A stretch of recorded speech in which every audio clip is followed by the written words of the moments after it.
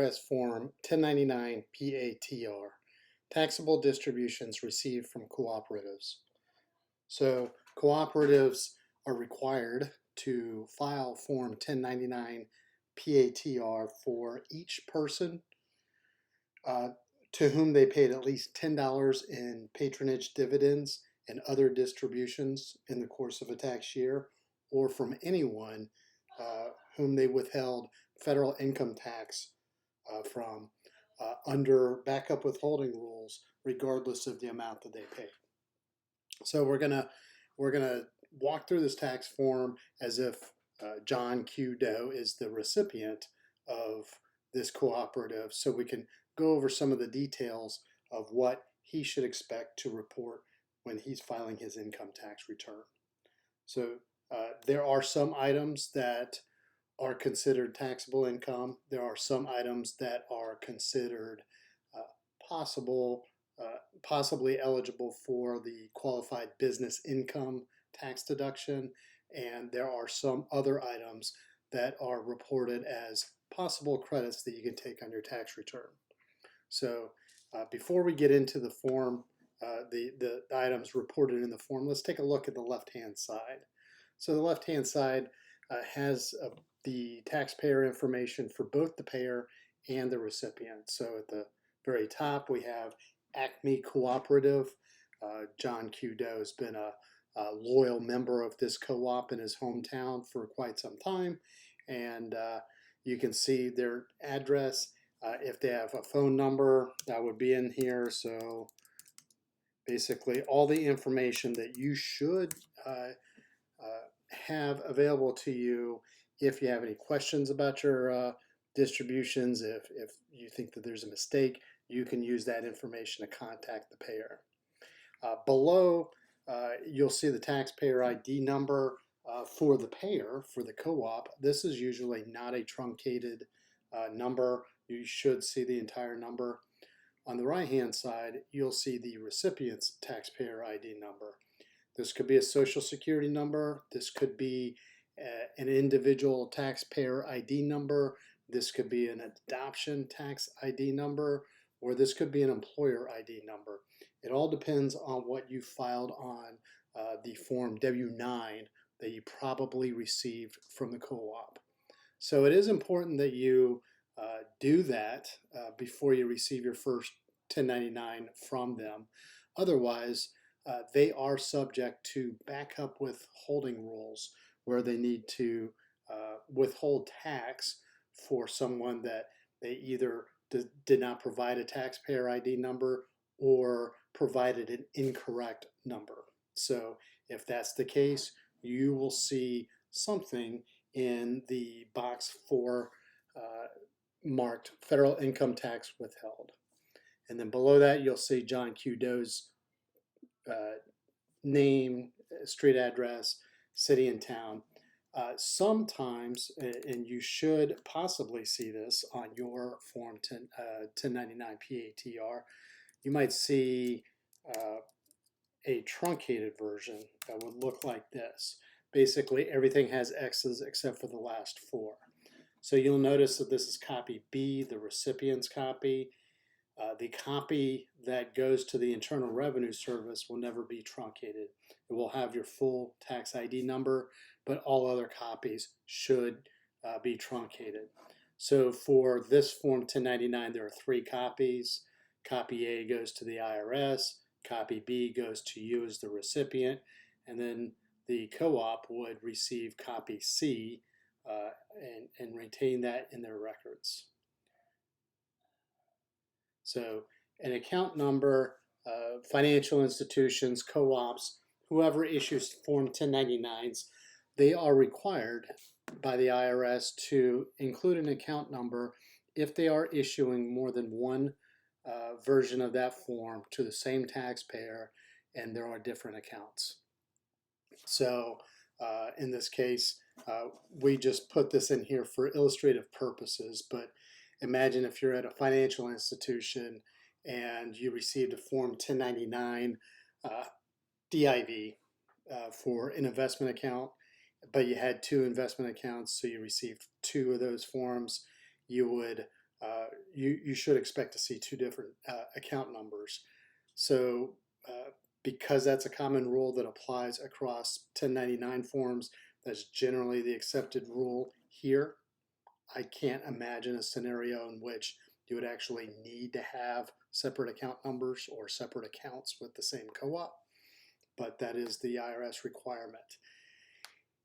If the co-op is not required to enter an account number, like if there is only one recipient with one account, they can add an account number, but it is not required under IRS regulations.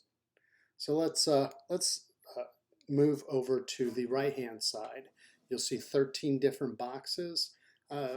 You'll obviously see the calendar year. In this case, we're discussing the 2023 tax year. All of these items are for illustrative purposes only. They may or may not represent a realistic expectation of income that you would receive from a cooperative. I have to tell you that as a tax practitioner, I have never received a Form 1099 PATR. So we'll walk through each of these boxes, but please don't hold me accountable for any realistic or not realistic numbers that are inside these boxes. They're simply for illustrative purposes only. So in box 1, we'll start with that. That is, those are patronage dividends that are paid in either cash, which can include qualified checks, qualified written notices of allocation, the face value, or other property.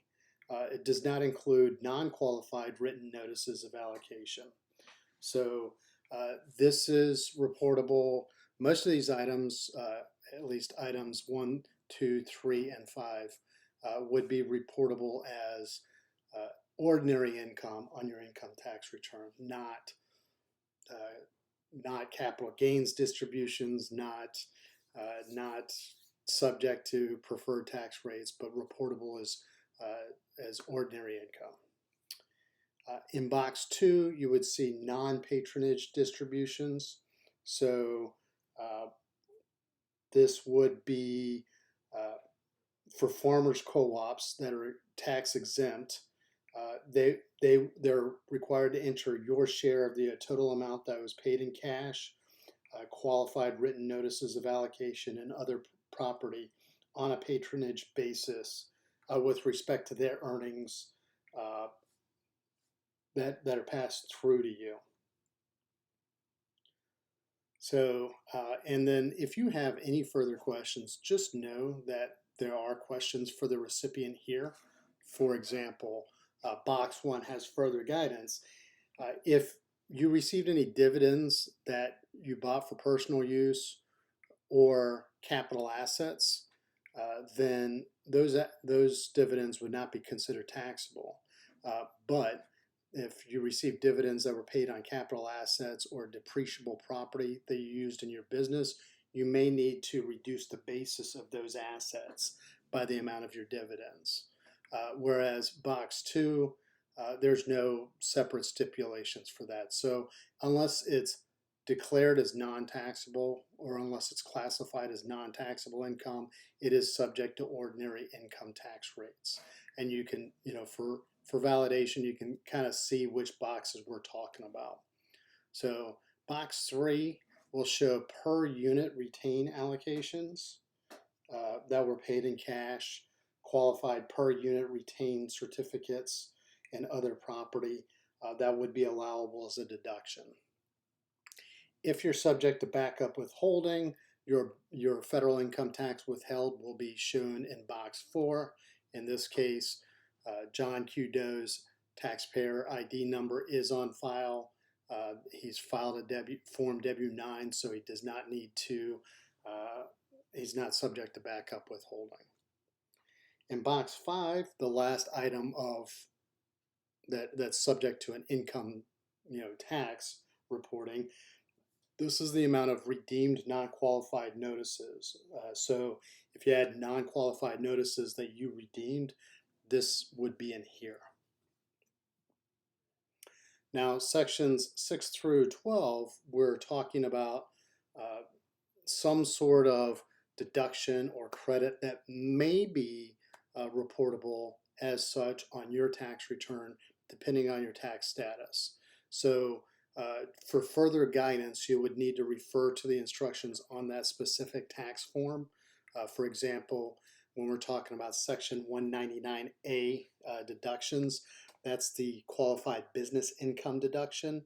So you would further determine whether or not you can take the QBI deduction on IRS Form 8995, which is the simplified computation, or IRS Form 8995A, which is the more comprehensive calculation.